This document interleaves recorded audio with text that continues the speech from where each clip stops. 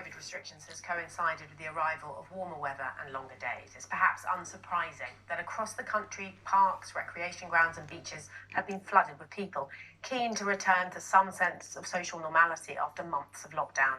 Scenes from the Arboretum in Nottingham, Hyde Park in Leeds and the beachfront in Brighton prompted Health Secretary Matt Hancock to tweet, "Don't blow it," urging people to enjoy the warm weather safely. In Nottingham, council bosses closed 2 parks after footage appeared on social media of people celebrating, drinking and in one instance fighting in a park in the city's student area. But how busy are the parks really, and how much of a threat is gathering outdoors? Joining me now is the sociologist and Nottingham resident, Robert Dingwall. And Robert, as I said, you're from Nottingham. There's been a lot of focus on what happened in those 2 parks in your city, which have now been closed. What do you think of the pictures?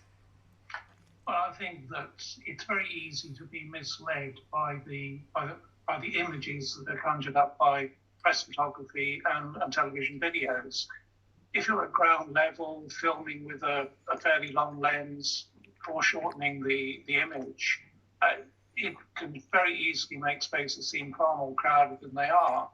Whereas if you have drone footage from overhead or from a higher level vantage point, you can actually see that the crowd is mostly composed of small groups of people. Crowds are not random aggregates of individuals. Sociologists, social psychologists have been studying them for the best part of 100 years. And what we know is that crowds are really assemblies of small groups. People tend to go together, they hang out together, and they leave together.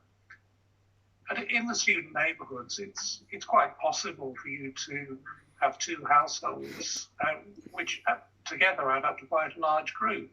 The landlords in Nottingham are very ingenious at the number of students that they can pack into a house in the neighbourhoods like the Arboretum, like Lenton and Dunkirk, so that under the 2 household rule, you can quite legitimately have a group of 16, maybe even 20 people as two houses get together. I mean, I guess we haven't seen drone footage from above of that particular event, so we can't judge. But I think what you're saying is don't necessarily believe what you see. And you also talk about a moral panic. I mean, what is at play here in your view? Well, I think there's been this tendency to, in cities like Nottingham, with a large student population, to set students and residents against each other. I mean, there are points of friction, obviously, and nobody's going to defend all the behaviour that went on in the parks. But we had a warm evening, we had the official relaxation of restrictions, we had what is, by common consent, a very low-risk environment. And a lot of people spontaneously decided to go out for the evening.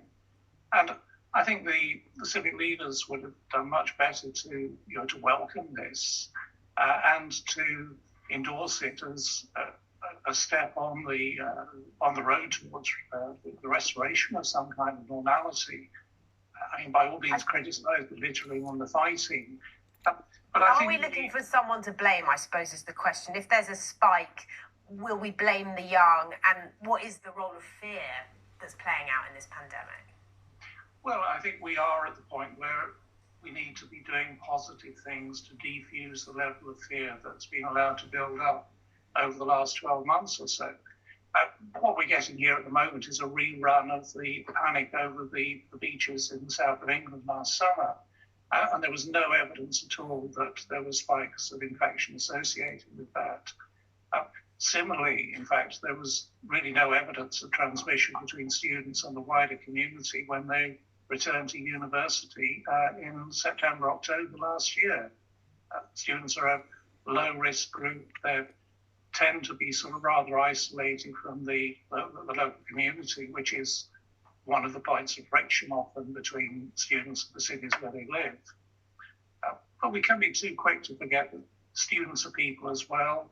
They're citizens, they spend their money in the city, they bring investment and prosperity and jobs to cities.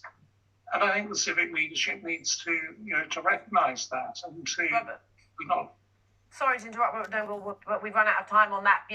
Definitely something to think about there. Thank you so much for joining us. Thank you.